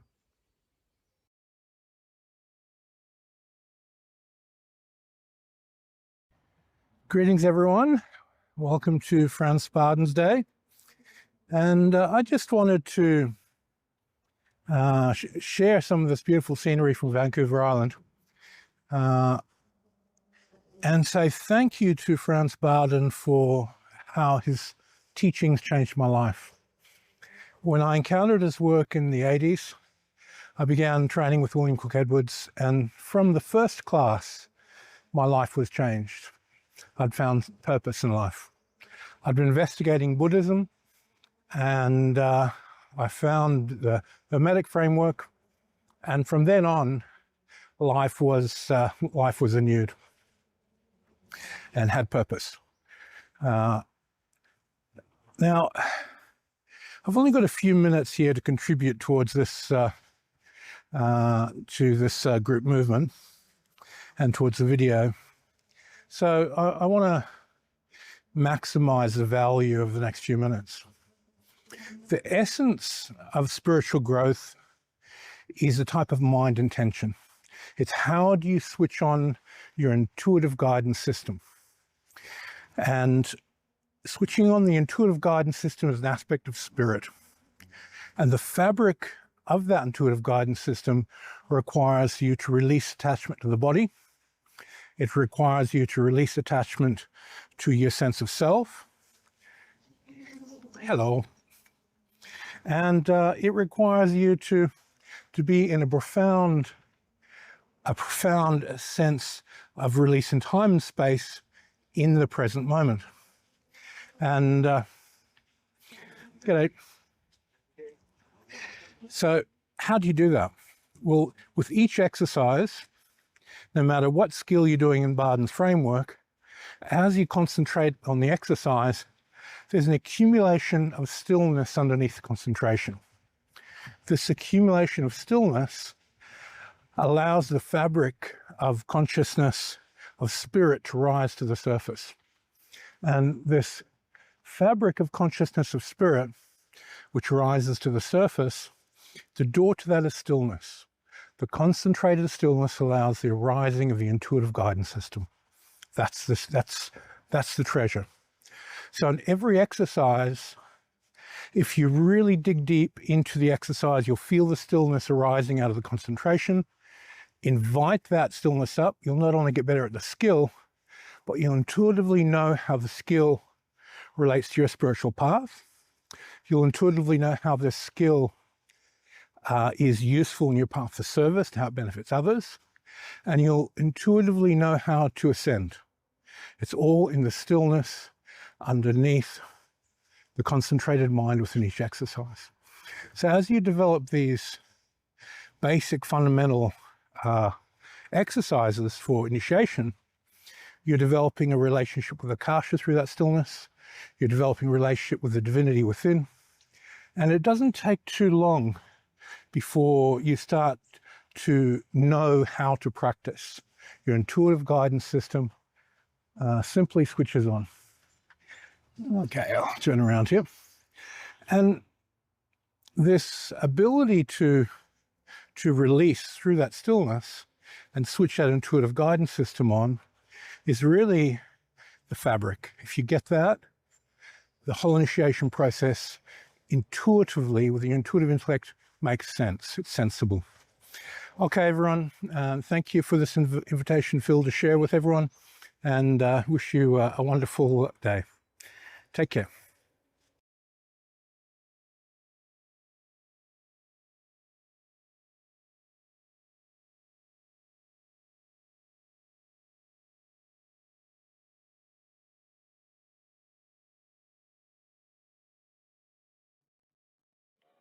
This is a brief video in honor of Franz Bardon Day.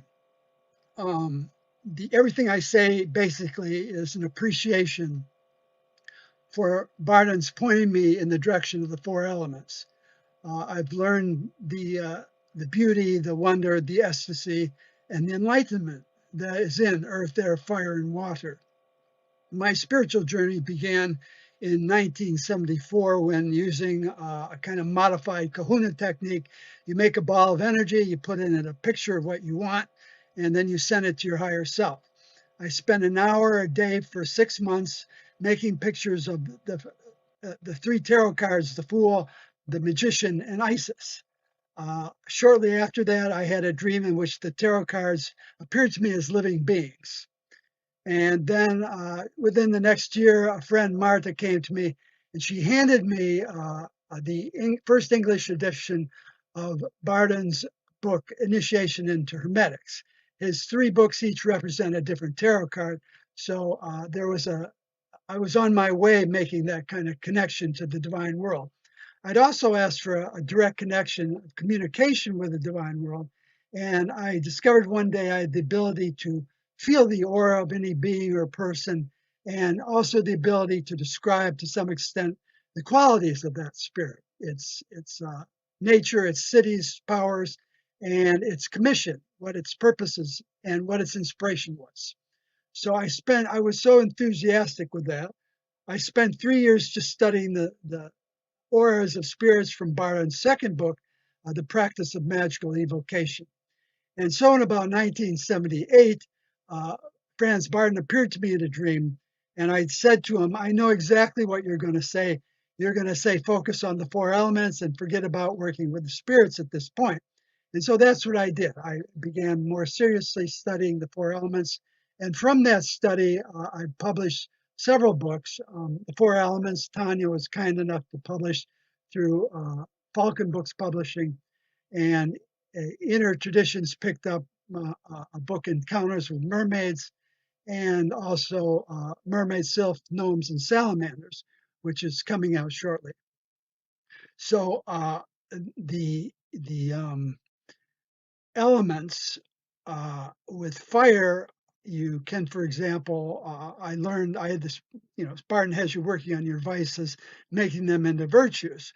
Well, I'd inherited from the influence of my relatives a very powerful, what's called cosmic letter K, a kind of indomitable will, a sovereign will, a feeling that you see things with the first light of creation.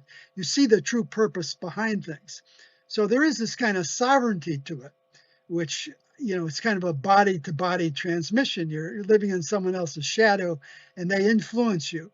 But it wasn't all positive. It had negative aspects. It had a feeling of, if you need something, you just take it from other people to whatever extent you need it. And that's not harmonious or fair. And that was kind of bundled into the creative will. So I kind of pushed it all aside. I can't handle this. I don't want to deal with that kind of negativity. And it's taken me decades to try to take that negative, fiery vice and turn it into something positive. If you're going to do certain magical projects, you need the feeling of being able to identify with the will of divine providence. And so it was through Bardon's third book, which also emphasizes the 4 elements. It was the cosmic letter K again, which I meditated directly on, which allowed me to shift out of the negative, purge myself, and make it into what I felt I was very comfortable with at this point, using that in a positive way. With the water element, I discovered that the beings of the water element, this comes from the end of Initiation to Hermetics, Bardon says, go into the elemental realms, learn all you can. Well, I met the mermaid queens, and 2 of them said to me, we want you to meet women in human bodies who possess mermaid souls. In other words, a mermaid cannot just take possession of a woman and revive it who's died and live within a living woman's body. They can be born as an infant, as a baby, and grow up. And there's no manual next to the crib saying, oh, by the way, you're not human being. You have a mermaid soul, just the 1 element of water. So after I had reread my book on mermaids 6 times, I finally understood what they were saying to me. I would meet women, I hadn't met any yet that I knew of. So I put out a global casting call for women models who could portray what a mermaid's like on a beach. And right away, within 2 weeks, I started getting emails from women who had the 1 element of water very strong in their auras, and they're extremely empathic. They had a mystical relationship with the ocean. It's quite unique. So I spent with the first girl, I spent 6 days doing photo shoots with her. But more importantly, I did hours of her autobiography. I interviewed her. And from her and interviewing other such women, I developed an essay called Traits of Mermaid Women, which I put on my website. And with about once a month for 4 or 5 years, women would literally say to me, I Googled mermaid and woman, and I found your essay on Traits of Mermaid Women. And they'd say, it's like you're inside my mind. You're the first person who understands who I am. So I had done a good job with that. And in a way, I was at that point working with 2 mermaid queens on a mermaid project. I was their greeter. I offered them whatever help or assistance I could give to them, and I helped them understand how to live in this world among human beings. That was the water element. It's very, for me, very different. I write a lot about it.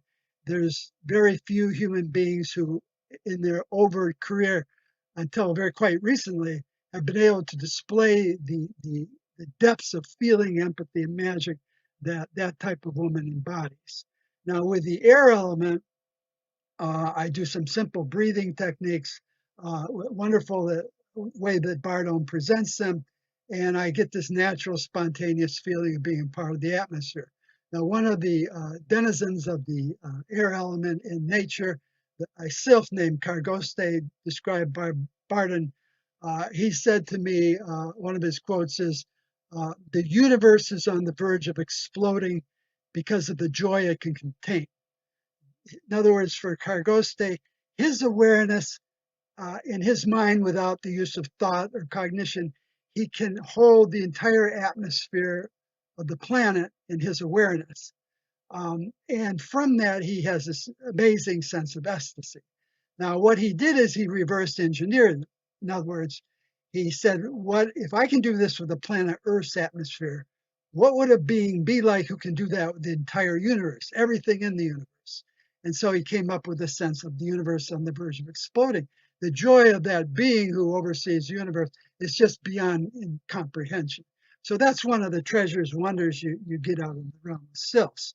Out of the realm of gnomes, you can, like with the gnome king Mentiful, if he was in a human body, he would teach us how to be immortal just by contemplation and concentration and breathing. That hasn't happened yet, but maybe we'll get that soon. The Bardon again has us working on our vices. Some vices are not just personal, belonging to your personality, or the conflicts within the collective unconscious.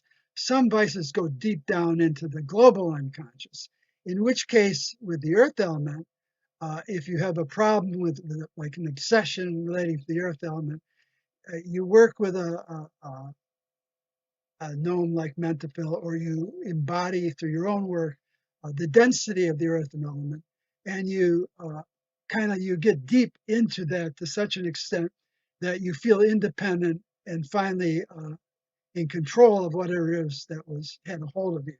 So I love that sense of inner silence that the gnomes and the earth element offers with we did the air, the earth, water, earth.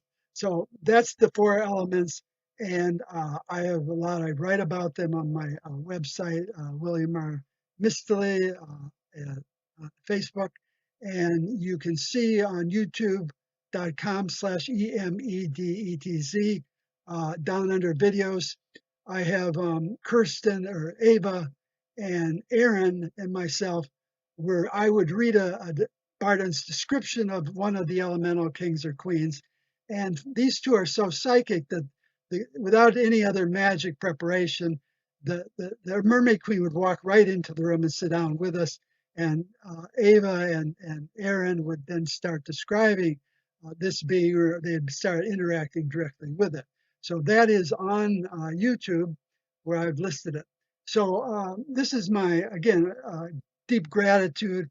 And I never would have got a hold of this particular path from any other tradition as far as I know so far.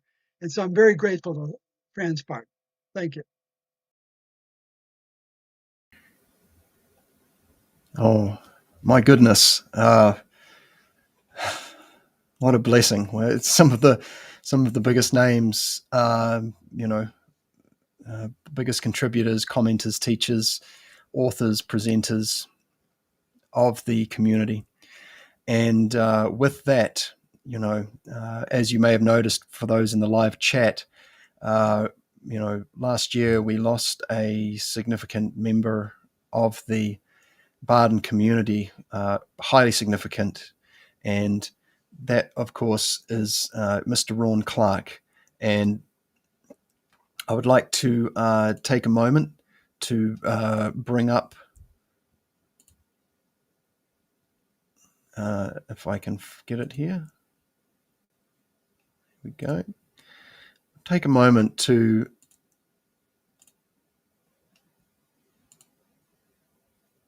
bring up a picture of Rawn, and let's take a moment's silence for this man. The Bardon Companion book was so valuable. I'll take myself down here, so let's give a minute's silence for Mr. Rawn Clark and consider how he has helped so many people in his time. And let's just take a moment.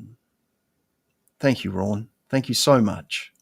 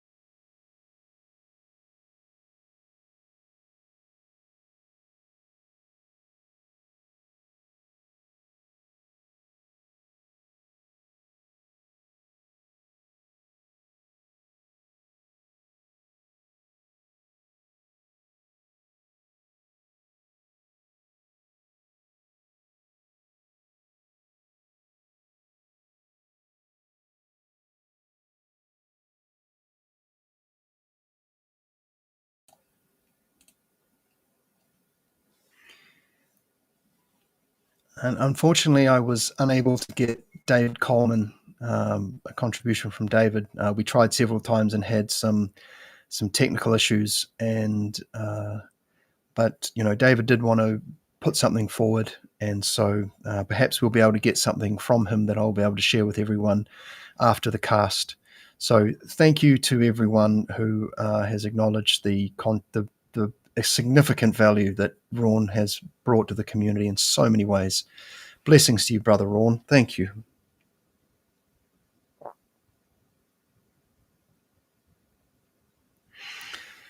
And now I would like to bring forward I guess what you might call the person who has sort of behind how this situation has come about that we're enjoying today. The person who, organized this event in its initiation, if you will, and he appeared at the beginning. And I would like to bring forward Mr. Richard Tschudi in a moment to give us some final words, and then from there we will start with the closing remarks. So I'm going to bring this up, and I'll see you all again very shortly. But please, ladies and gentlemen, the man who proclaimed June the 23rd as International Franz Bardon Day, Mr. Richard Tschudi.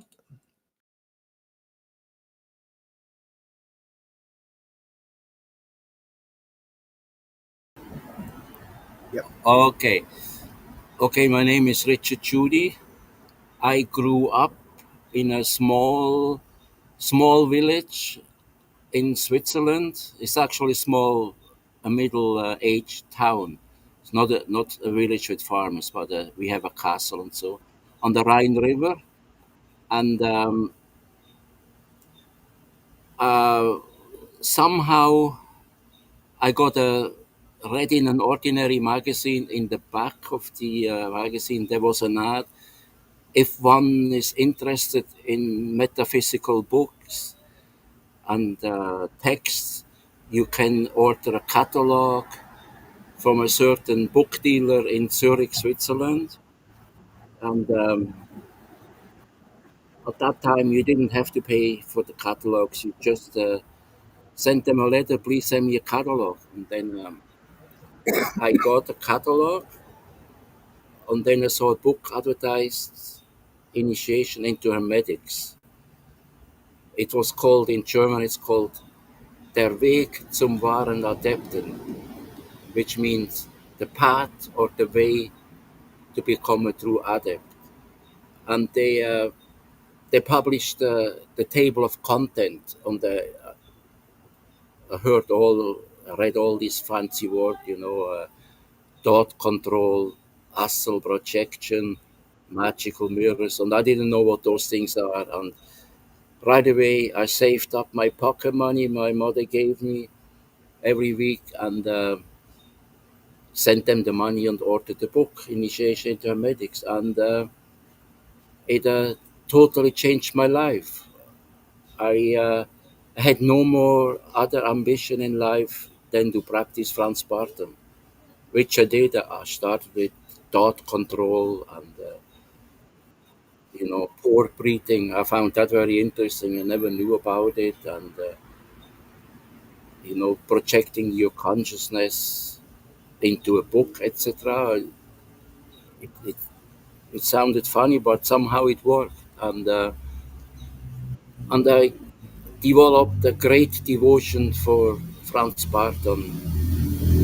I scoured all newspapers and collected clippings when they wrote about him. And eventually I heard about a Thelemic community in Switzerland in the canton of Appenzell. And there was a person there. His name was Metzger. I forgot his first name. And I also belonged to a magical fraternity about that when I was 19. And then with another brother from that magical fraternity, we went to visit the Mr. Metzger, who had a monastery, a Thelemic monastery or a magical monastery. And we went to visit there. And we just talked about all kinds of things. And then I mentioned Franz Bardon. And then they said, oh yeah, I visited him, and And I brought the manuscripts from Czechoslovakia to the West, and I had them published. I brought them to the Bauer Verlag in Freiburg in Germany, and they published it. And then I read the first book, Initiating the Medics, and yeah, it changed my mind. It was like an atomic bomb, as I said, blew up in my head, and I started practicing. And it was then my wish, many years ago, to establish a certain day of the year dedicated to him. And then when I read the book Frabato, his autobiographical book, he wrote about St. John's Day, how on that day the masters meet in the astral plane to discuss what to do for the evolution of mankind in the coming year. But the lower brethren that couldn't penetrate that deep in the astral world, they had a celebration each St. John's Eve, and that inspired me to compose a small ritual, which of course needs improvement, and I hope some people that participate in these discussions will help me to improve the ritual, and when I eventually die, that someone somehow continues and then do that ritual to attract more adepts to the world and spread the teachings. And I consider that as my life mission. That's all I can say. Why I did found the International Franz Bardon Day, and today I think it was a great success in my opinion.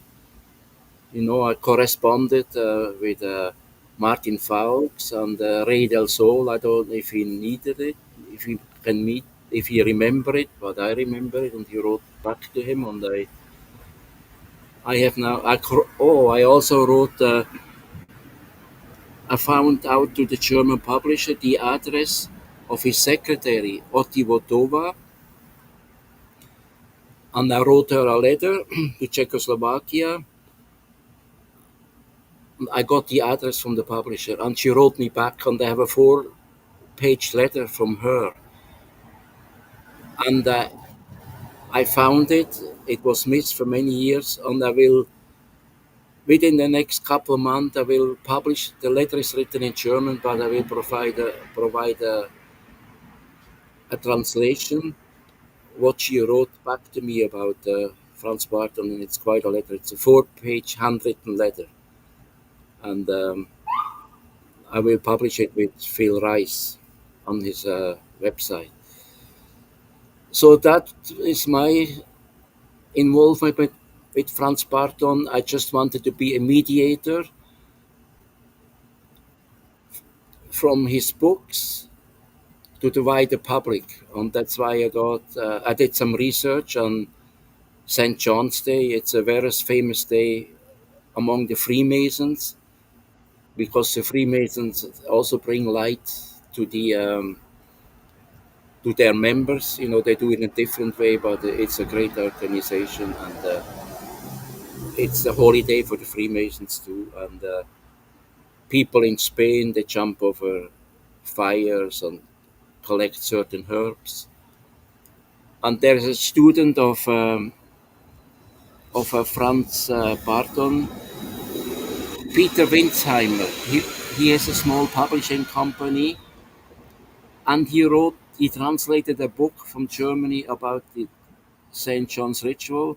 Unfortunately, forgot to bring it with me, but in the next few days, I will publish the cover and where you can get it. From him, and you have to write. He has an address in the USA, and he will distribute the book. And it has very interesting formulas for herbs, and so it's quite amazing. And well, that I have to do the next few days and put it on Phil Rice's website. But that was my contribution. I think I wanted to be the person that propagates Franz Bardon's teaching. I'm not profiting in any way in it.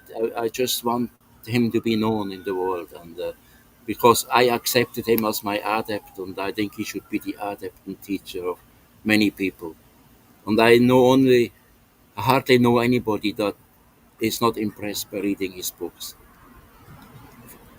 For now, that's the only thing I can say. Maybe next year I have some more to say.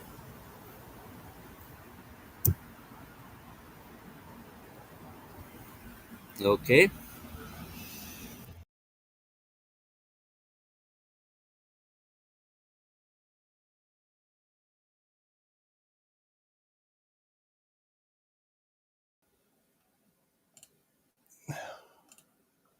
Wonderful. Thank you so much, Richard. We're all very grateful, for your contributions and the efforts. And I have to say, I'm quite interested to, see the information that you were talking about. The letter from Adi Vodova and also the the book that's been translated from German. So, yes, please, by all means, we'll share with that in the chat, and I can put it up on the channel, and we can spread that throughout the community for the benefit.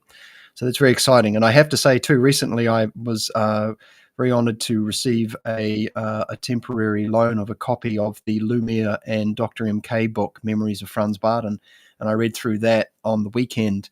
And that's very inspirational. If you're able to obtain a copy of that in some format or another, and if you look hard enough, you will find them. It's called Memories of Franz Bardon by Lumiere Bardon, his son, and Dr. MK. And that is rich. That book will give a context from some different perspectives from people. It's very it's very valuable. There's a lot of depth in that book, and also in regards to practice, philosophy and strategy as well. And so, I just want to say thank you to everyone who has joined us on the live stream today. And if you're watching this after the fact, then I hope that you will take great value from the various teachers and contributors that have put themselves forward. As we know, the pillar of silence is valuable, and there's levels of intensity and strata within that scale of silence. And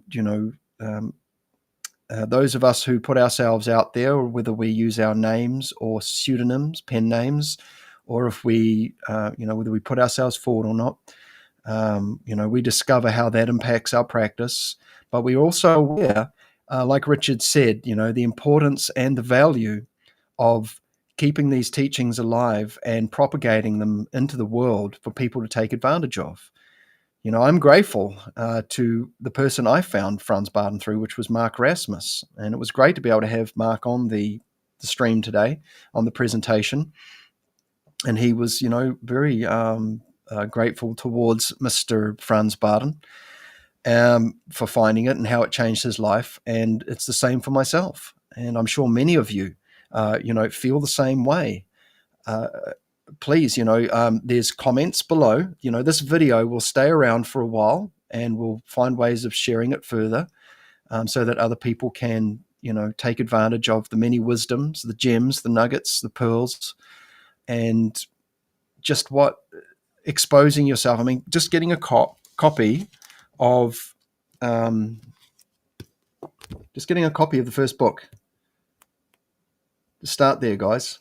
That's all you need. Get a copy of Initiation into Hermetics. Okay. This book here, you can get it on PDF as well. Just that book alone. Once you understand what's going on, it's going to be a lot more palatable, I think, for the modern reader in these times. And then of course we also have the other two books as well, and the mini books. So please explore, ask questions, join the community. There's Discord servers available. There's Facebook communities available. We are in an exciting time, and it's a wonderful time to explore. explore, convene, discover the value of in-person practices and how you can take your practice further by engaging with others. Remembering that, we can all serve if we choose to. We can make the world a better place. And I was just thinking about a short phrase I heard from someone the other day, a question we can ask ourselves. What are we doing when we do something? Is it good? Is it true? Is it beautiful? My name is Phil Rice. I want to say thank you to all the wonderful contributors who have helped to bring this occasion forward. I want to say thank you to the teachers, the preservers of the information, the guardians of the original canon. I want to say thank you to the innovators, to the modern translators who are bringing the teachings to a wider audience through translating into a modern vernacular, a modern language. Being able to bring metaphysics down to the street level is a wonderful skill to develop because people are looking, and we've got to make it available. I was reading this in my Bible the other night. Jesus was sending his people out to the world to teach, and that makes sense to me. Not just because he said it; it makes sense. We make this available so it can be found. And people who are looking for it or don't know they're looking for it will find it. It finds us, right? But this is on us, guys. So social media, all the skill sets, everything's available. Let's share the good news. There is an attainment system available that is potent, and it's a direct personal experience that you can do yourself or you can do with others. And we know that these teachings, they're grounded in universal principles. There's no unnecessary belief involved. We can test these things out. So I want to say thank you to Victoria Amadea, who has helped us out last year and this year. She's been she's a big player in helping these events happen, and she's been wonderfully supportive. She wasn't able to join us this year because it's on a work day. Sin, who was helping out Richard, and of course Richard Tschudi. Thank you, brother. We're grateful to you, and please, we're looking forward to these special findings that you bring forward. So thank you, everyone. I'm Phil Rice. Thank you for watching here. This recording will be available straight after the live stream, and please share it around to people you think might value it. And I look forward to seeing you all again very soon. And you guys are awesome. Thank you for being such a wonderful community. Stay well.